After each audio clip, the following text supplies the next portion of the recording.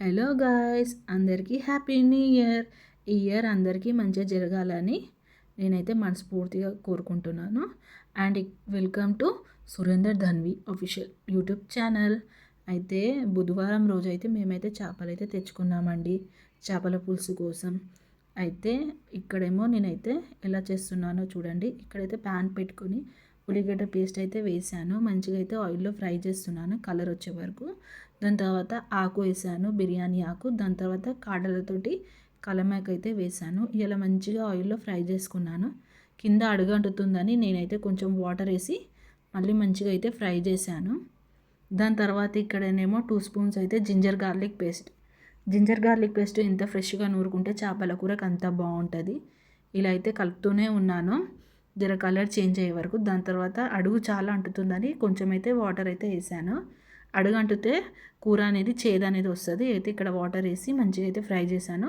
దాని తర్వాత 1/2 స్పూన్ పసుపు కొంచెం ఎక్కువ వేసుకుంటే కౌసు వాసన అనేది రాదు, అందుకే కొంచెం పసుపు అనేది నేను ఎక్కువ వేసాను. ఇక్కడేమో 2 స్పూన్స్ రెడ్ చిల్లీ పౌడర్ అయితే తీసుకున్నాను. కొంచెం కాశ్మీరీ లాల్ మిర్చి పౌడర్ బి వేసాను. అది వేసి మంచిగా కలిపాను. అడుగంటుతుందని మళ్ళీ ఇంకా కొంచెము నీళ్ళు అయితే పోసి మంచిగా అయితే ఫ్రై చేస్తున్నాను ఆయిల్ మీదికి వచ్చే వరకు. చూసారు కదా ఎలా ఆయిల్ మీదికి వచ్చేసింది. దాని తర్వాత చింతపండు గుజ్జు అయితే వేస్తున్నాను. చింతపండు గుజ్జు వేసి మంచిగా అయితే కలిపాను. పచ్చివాసన అనేది పోతుంది.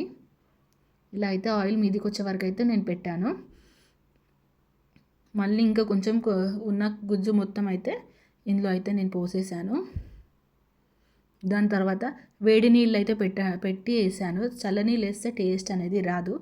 అయితే నేను ఎక్కడైతే వేడి నీళ్ళు అయితే పోసుకొని దాని తర్వాత జీలకర్ర, మెంతులు, ధనియాలు, ఇంకా ఎండుమిర్చి, ఎల్లిపాయలు వీటిని మంచిగా డ్రై రోస్ట్ చేసి మిక్సీ కొట్టి దాని తర్వాత ఇందులో చేపల పులుసులు అయితే వేసాను. దాంతో ఇక్కడేమో ఉప్పు వేసాను. టేస్ట్ అయితే నాకే చూసాను, కొంచెం ఉప్పు తక్కువ ఉంది అని మళ్ళీ అయితే వేసాను. దాని తర్వాత మాకేమో ఇట్లా వాటర్ కన్సిస్టెన్సీలో ఉంటేనే మంచిగా తింటాము. గ్రేవీ అంటే తిననీకి అవుతుందని అయితే కొంచెం వాటర్ గ్రేవీ అయితే చేసుకున్నాము. దాని తర్వాత ఇక్కడనేమో మరుగు అయితే వచ్చేసింది.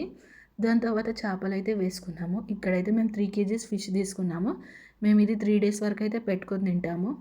అయితే చేసిన రోజు అయితే అస్సలు తినము, దాని నెక్స్ట్ డే అయితే తింటాము. అయితే న్యూ ఇయర్ కాబట్టి మా ఇంట్లో స్పెషల్ ఇది చేపల పులుసు. ఇలా అయితే మంచిగా అయితే అయిపోయింది. మళ్ళీ చేపలకు ఉప్పు తక్కువ పట్టింది, నేనైతే ఉప్పు అయితే వేసాను. దాని తర్వాత కొబ్బరి పౌడర్ లిడ్ అయితే క్లోజ్ చేసినాక వాసన అనేది చాలా మంచిగా వచ్చింది. ఇలా అయితే చేసుకున్నాం చేపల పులుసు.